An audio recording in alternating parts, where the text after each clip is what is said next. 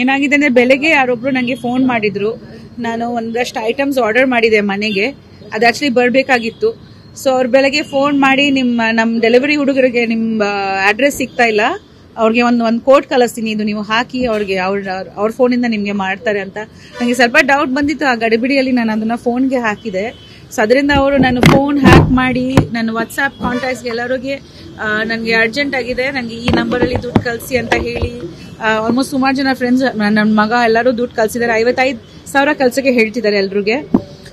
ನಾನು 2 hours ಅಲ್ಲಿ ವಾಪಸ್ ಕೊಡ್ತೀನಿ, ನನಗೆ ತುಂಬಾ ಅರ್ಜೆಂಟ್ ಇದೆ, ಈ ತರ ಒಂದು ತುಂಬಾ ಒಂದು ಅರ್ಜೆಂಟ್ ಅಲ್ಲಿರೋದು ತರ ಮೆಸೇಜ್ ಕಳಿಸ್ತಾರೆ. ಅದಕ್ಕೆ ತುಂಬಾ ಜನ ಕಳ್ಸಿಬಿಟ್ಟಿದ್ದಾರೆ. ಅದಕ್ಕೆ ನಾವು ಬೆಳಗ್ಗೆ ಗೊತ್ತಾದ್ಮೇಲೆ ತಕ್ಷಣ ನಾವು ಬಂದ್ವಿ, ಪೊಲೀಸ್ ಸ್ಟೇಷನ್ ಕಂಪ್ಲೇಂಟ್ ಹಾಕಿದೀವಿ.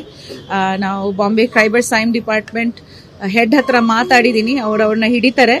ಬಟ್ ದಯವಿಟ್ಟು ನನ್ನ ಫ್ರೆಂಡ್ಸ್, ಫ್ಯಾಮಿಲಿ ಎಲ್ಲರೂ, ನನ್ನ ವೆಲ್ ವಿಶರ್ಸ್ಗೆ ಈ ತರ ಮೆಸೇಜ್ ಬಂದ್ರೆ ಮೊದಲಾಗಿ ಈ ತರ ಇದು ನೀವು ಓಪನ್ ಮಾಡಕ್ಕೆ ಹೋಗ್ಬೇಡಿ, ಅಂಡ್ ಸೆಕೆಂಡ್ ದುಡ್ಡು ಕಳಿಸ್ಬೇಡಿ ದಯವಿಟ್ಟು.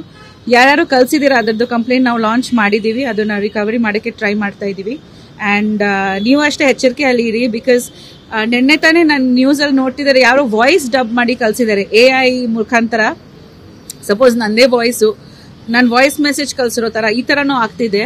ನೆನೆ ನಾನು ಅದೇ ಉಪ್ಪಿಗೆ ಹೇಳ್ತಿದ್ದೆ, ನಮ್ಮ ಫ್ಯಾಮಿಲಿದು ಒಂದು ಪಾಸ್ವರ್ಡ್ ಇರಬೇಕು, ಒಂದು ಕೋಡ್ ವರ್ಡ್, ನಿಜವಾಗ್ಲೂ ನಾವು ಅಂತ, ಅಥವಾ ಸ್ವಂತ ಕೈಯಲ್ಲಿ ಕ್ಯಾಶ್ ಕೊಡೋ ತರ ಇರ್ಲಿ.